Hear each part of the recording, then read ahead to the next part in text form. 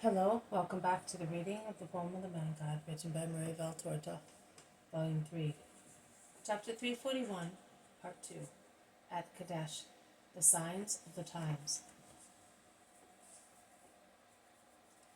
Jesus is near the head of the synagogue, and other people of the synagogue. I do not know whether they are his sons or assistants.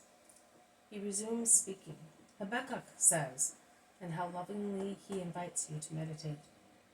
Cast your eyes over the nations.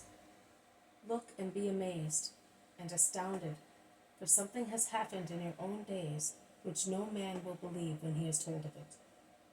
Even nowadays, we have physical enemies in Israel. But let us leave out the little detail of the prophecy and consider only the great prediction contained in it. Because prophecies always have a spiritual meaning, even when they appear to have a material reference.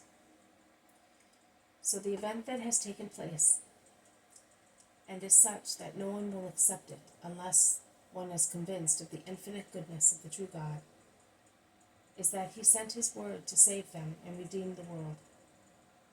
God who parts from God to save the guilty creature, and I have been sent for that.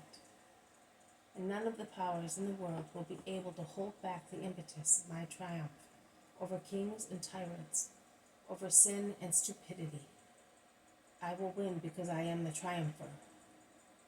A scornful laugh is heard together with a shout from the end of the synagogue. People protest, and the head of the synagogue, whose eyes are closed, as he is so engrossed in listening to Jesus, stands up and commands silence, threatening to have the disturbers expelled. Let them speak. Invite them to expound their objections, says Jesus in a loud voice. Oh, good. Very well. Let us come near you. We want to ask you some questions, shout the contradictors ironically. Come, people of Kedesh, let them pass. And the crowd, casting hostile glances and making faces at them, with a few reviling epithets as well, let them pass. What do you want to know? Jesus asks severely. So you say that you are the Messiah. Are you really sure? Jesus, standing with folded arms, looks at the man who has spoken with such overwhelming authority that his irony immediately vanishes and he becomes silent. But another one resumes speaking. You cannot expect us to believe you on your word. Anyone can lie, even in good faith. One needs proofs to believe. So prove to us that you really are what you say. Israel is full of my proofs, replies Jesus sharply.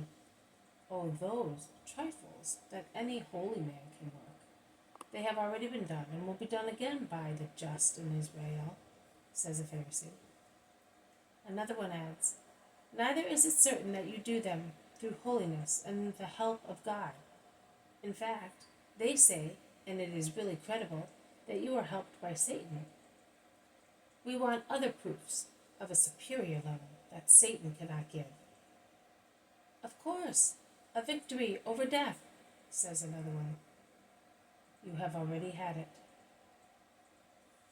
They were cases of catalepsy. Show us a decomposed body that revives and is recomposed, for instance, so that we may be sure that God is with you. God, the only one who can give life back to mud that is becoming dust again. No one ever asked the prophets for that in order to believe them. A Sadducee shouts, you are greater than a prophet. You are the Son of God, at least so you say. So why do you not act as God? Come on, give us a sign. Yes, a sign from heaven proving that you are the Son of God. We will then worship you, shouts the Pharisee. Certainly you are right, Simon. We do not want to commit error and sin again. We will not worship an idol, the golden calf, but we could worship the Lamb of God. Are you not it? Providing heaven proves that you are, says the one named Uziel, and who was at Giscala laughing sarcastically. Another one shouts, let me speak, for I am Sadoc, the golden scribe. Listen to me, Christ. You have been preceded by too many false Christs. We have had enough frauds.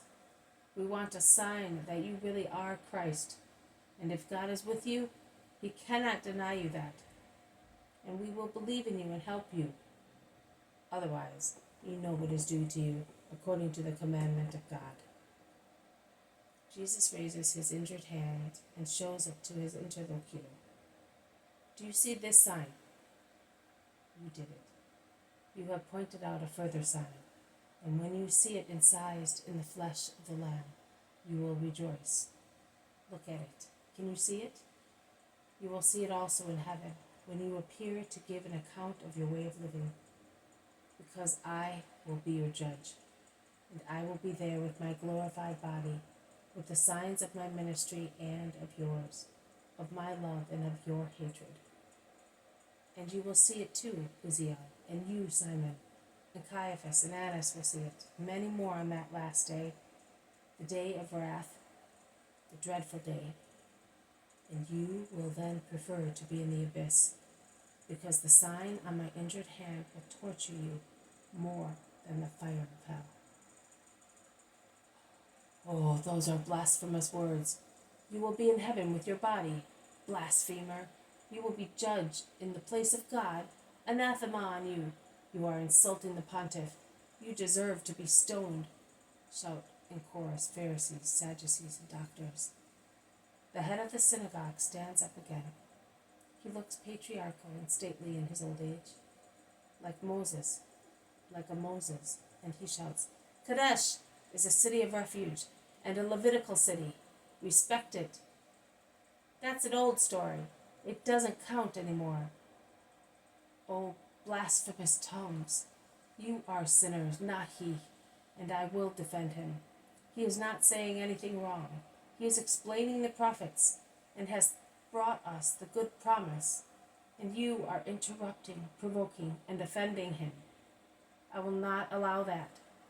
He is under the protection of old Matthias of the stock of Levi, by father, and of Aaron by mother.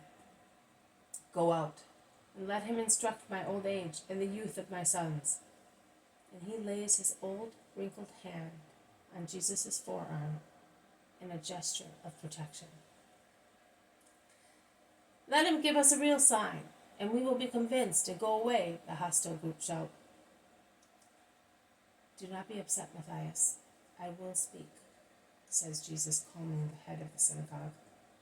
And addressing the Pharisees, Sadducees, and doctors, he says, In the evening you scan the sky, and if it is red at sunset, you state, according to an old saying, the weather will be fine tomorrow, because sunset has reddened the sky. Likewise, at dawn, when the heavy, foggy, damp air prevents the sun from shining as brightly as gold, you say, there will be a storm before the day is over. So you can tell the future of the day by the changeable signs of the sky and by the even more inconstant signs of winds. And you cannot tell the signs of the times. That does no credit to your minds and your science, and brings utter dishonor on your souls and your alleged wisdom. You belong to a wicked, adulterous generation, born in Israel of a marriage of one who fornicated with evil. You are their heirs, and you increase your wickedness and adultery by repeating the sin of the fathers of that era. Well, listen, Matthias, and you, citizens of Kedesh, and whoever is present here, either as a believer or as an enemy, listen. This is the prophecy that I make of my own in the place of the one of Habakkuk, which I wanted to explain to you. This wicked and adulterous generation, which is asking for a sign, will be given no other sign but the sign of Jonah. Let us go. Peace be with everyone of goodwill. And through a side door that opens on a quiet street among gardens and houses, Jesus goes away with his disciples. This has been a reading from the Poem of the Man God, written by Maria Valtorta, Volume 3, Chapter 341, Part 2, At Kedesh, The Signs of the Times. Thank you for listening. I will see you tomorrow. May God bless you, and may peace be with you.